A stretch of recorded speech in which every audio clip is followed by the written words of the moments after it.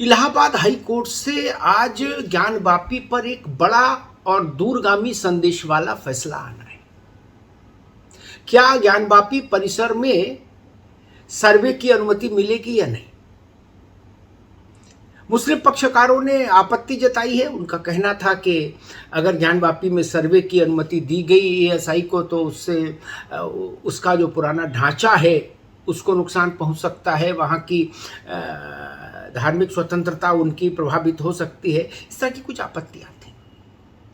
Supreme court ने मामला Allahabad high court की विजडम पर छोड़ दिया। कहा हाई कोर्ट जाइए, हाई कोर्ट निर्णय करेगा।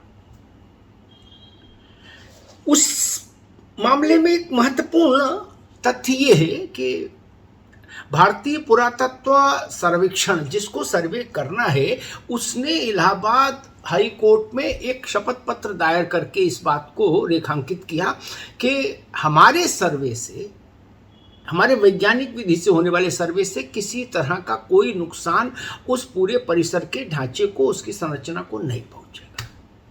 माना जा रहा है मूल आपत्ति यही है जो मुस्लिम पक्षकारों ने कोर्ट में रखी थी। अब इलाहाबाद हाई कोर्ट को इसको तय करना है कि उसको सर्वे की अनुमति देनी है या नहीं।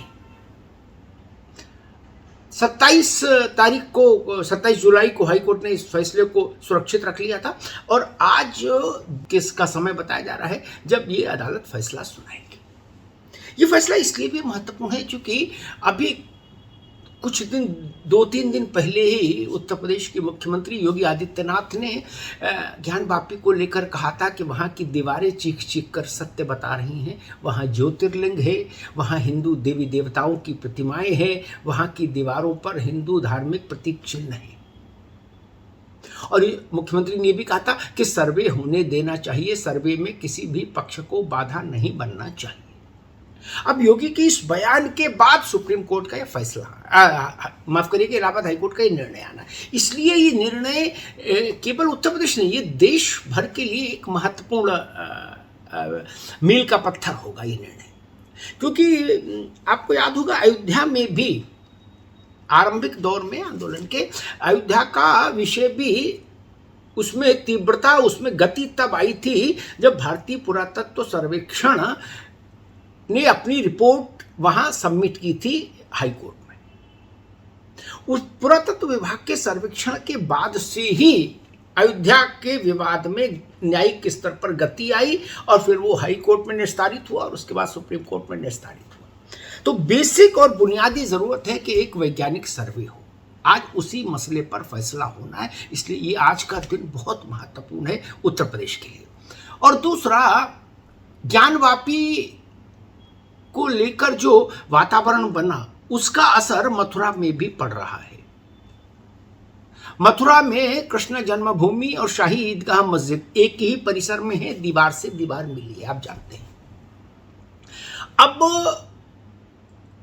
वो समितियां, वो संगठन जो कृष्ण जन्मभूमि की मुक्ति का आंदोलन चला रहे हैं, उन लोगों ने फैसला किया है कि 5 अगस्त से मथुरा में एक प्रदर्शनी लगाएंगे जिसमें वो चित्र प्रदर्शित किए जाएंगे जो चित्र ईदगाह परिसर के हैं और वहाँ की दीवारों पर कमल का फूल है, हिंदू प्रतीक, धार्मिक प्रतीक चिन्ह है, हिंदू देवी देवताओं के चित्र पत्थर पर उकेरे गए हैं। वो प्रदर्शनियाँ और वो पुराने अभिलेख उस प्रदर्शनी में रखे जाएंगे जो ये इंगित करेंगे, जो ये बताएंगे कि यह भूमि कृष्ण की जन्मभूमि है। तो वहाँ से भी एक वातावरण बनेगा उत्तर प्रदेश में, यानी ज्ञानवापी और मथुरा, और इसके साथ साथ अयोध्या है ही। अयोध्या में 16 जनवरी से 24 जनवरी के बीच में रामलला की मूर्ति का, विग्रह का प्राण प्रतिष्ठा समारोह है। इसी में किसी दिन प्रधानमंत्री वहां उपस्थित रहेंगे, जिनकी उपस्थिति में रामलला की मूर्ति की प्राण प्रतिष्ठा होगी और अयोध्या का राम जन्मभूमि का मंदिर जनता के दर्शनार्थ खोला जाएगा। वो कार्यक्रम भी दिव्य और भव्य बनाने के लिए बड़े पैमाने पर तैयारियां शुरू हो गई। कहा जा रहा है कि भारत में अब तक कोई भी धार्मिक समारोह इतना भव्य नहीं हुआ होगा जितना भव्य अयोध्या के इस प्राण प्रतिष्ठा समारोह को बनाने का प्रयास किया जा रहा है। देश भर से 5000 साधु संतों को आमंत्रण दिया जाएगा, जिसमें हिंदू धर्म के सभी संप्रदाय पंथ से जुड़े लोग साधु संत उसमें शामिल होंगे। एक ऐसा, और इसके साथ साथ उम्मीद की जा रही है कि 5 से 7 लाख लोग वहां उपस्थित होंगे अयोध्या में उस वक्त।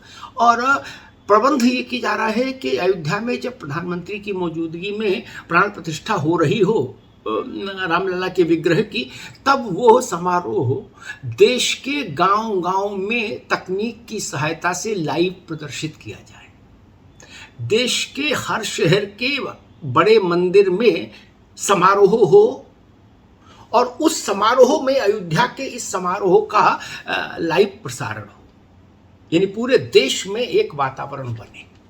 तो अयोध्या, काशी और मथुरा, ये त्रयी आने वाले दिनों में उत्तर प्रदेश को और देश को बहुत गहरे तक प्रभावित करने वाली है। और आज सबकी निगाह देश भर में रहेगी इलाहाबाद हाई कोर्ट पर कि ज्ञानवापी परिसर पर वैज्ञानिक सर्वे की अनुमति दी जाए या नहीं।